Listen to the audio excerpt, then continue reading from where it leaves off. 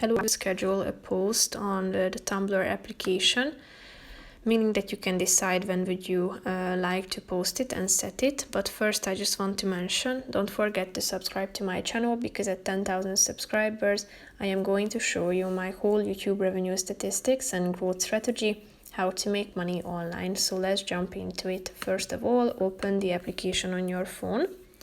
After that you should select either a post that you want to reblog, or you can also create your new one.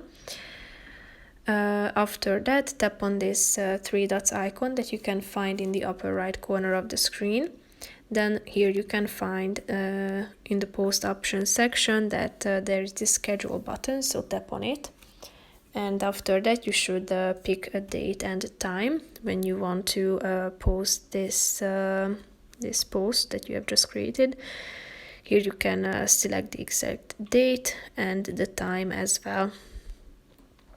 After setting it, tap on the done button in the upper right corner of the screen and tap on schedule.